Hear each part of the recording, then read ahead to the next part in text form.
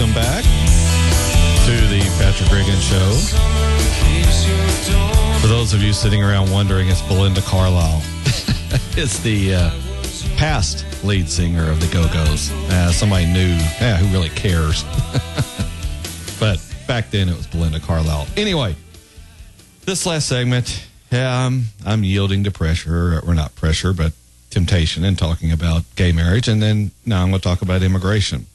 Right after I told you in the first segment that they're really not important and a distraction. So, again, not that I'm trying to distract from the real problems we're having, which is a government acting outside its bounds. But this immigration issue also has everyone up in arms. And I keep seeing all these signs and notes around the internet stating, no benefits for illegal immigrants. We should take care of our own first. And, as long as we have homeless and hungry veterans, no benefits for illegals.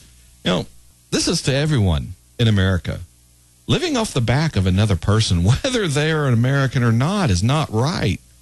This whole, I want my benefits first before any illegal gets some, is exactly what's wrong with our society. No one should be getting benefits. No one should be getting government charity. That's the system we need to fix. Everyone says we need to fix the immigration system. No, we need to fix the social welfare system. People have been coming and going to work in this country since even before it was a country. Illegal immigrants aren't our problem. Lazy, unproductive Americans are. That's the problem. You might not want to hear it, but it's the truth. Too many people in this country think they're owed something from the rest of us. And you're not. Now, I've stated it on this show over and over. Taking money at the point of a gun and giving it to another in the form of charity is wrong. Plain and simple. If I did it, it'd be called robbery. But if the government does it, it's called welfare. This is just one more example of the bastardization of what our government is doing. It is robbing people in order to give charity to someone else. But that's not illegal since we passed a law saying we could do it. Clearly unconstitutional, but it's not illegal. Now the government is secretly spying on us, American citizens, and guess what? That's not illegal either because we passed a law saying it was okay. Okay, again, clearly unconstitutional. But apparently it's not illegal. And I asked this question last week, in case you missed it. Which one wins, legality or the Constitution? It should be the Constitution, because anything going against that document should be inherently illegal. We have all these people in an uproar over illegal immigrants because they're afraid these new people are going to be taking benefits owed to American citizens. So what? You shouldn't be receiving those benefits either. If you're out there complaining, and according to government statistics, almost 50% of Americans are receiving some type of government aid. If you're in that 50%, then you're the problem as well.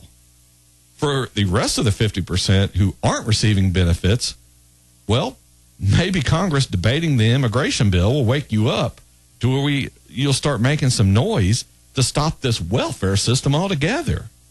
That's the problem, not immigration. Besides, what are we going to do? Round up 11 million people? We're going to make them register, pay taxes, learn English? Yeah, right.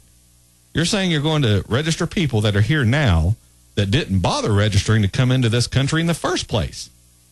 And what's with the registration anyway? Why do people need to register? So they can pay taxes?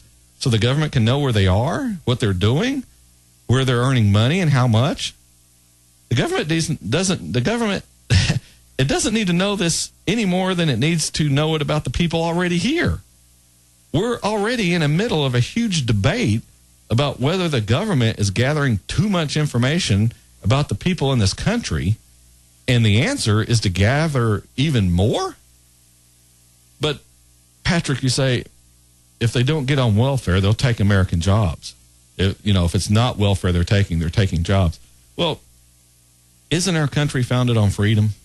And along with that freedom, shouldn't there be an open market for jobs? Shouldn't I be able to negotiate with an employer to work for them at a salary and benefits on which we both agree? And if that employer doesn't want to hire me for any reason, maybe he doesn't like white people or black people or Asians or whatever, shouldn't that employer be able to not hire anyone he wants in the same way he can hire whoever he wants? Isn't that freedom and liberty? I've also asked this question before, but here it is again. Are you ready to live in a truly free society?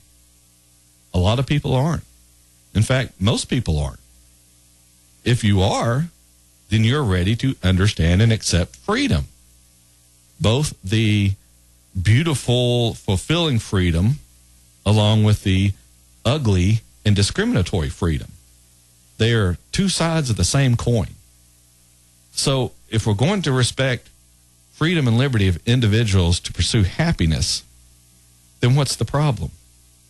Are these people climbing onto the United States free money train, getting free money and food and housing, all at the expense of the United States taxpayer? Well, I have to ask you, how is this different than what we've heard right here? There you go. We have too many people wanting that supposed free government money. These are the people who you have to outvote, because I don't think they're going to be real receptive to the argument of individual responsibility. Now, I'm not saying don't try. I'm just saying I wouldn't allow myself to be disappointed if it didn't work out. If this person didn't see the light and wanted to continue the self-destructive lifestyle they're living. That's what government aid does. It destroys an individual. It robs them of the pleasure of living, of the excitement of failure and the subsequent success that inevitably follows that. That is, if you don't give up the fight. If you don't learn, then you're defeated. But real quickly, back to this immigration. If we get rid of the social welfare system in America, and one way or the other, we're going to do just that. Either it'll be voted out or we'll have a currency collapse and the money just won't be there to give away. You want a hint of it, just imagine the problems in Europe multiplied by about 10. The heavy multiplier is because all the other currencies are pegged to ours. So anyway, we're up on the last of the show here. Thank you for listening this week to the Patrick Riggins Show. You can get us on Facebook, facebook.com/Patrick Riggins Show. Also on youtube.com/Patrick Riggins Show. Thank you for listening this week, and be sure and join me again next Saturday afternoon at 4, where we'll be fighting for freedom, liberty, and the restoration of the Constitution. Thank you for listening, and have a great week.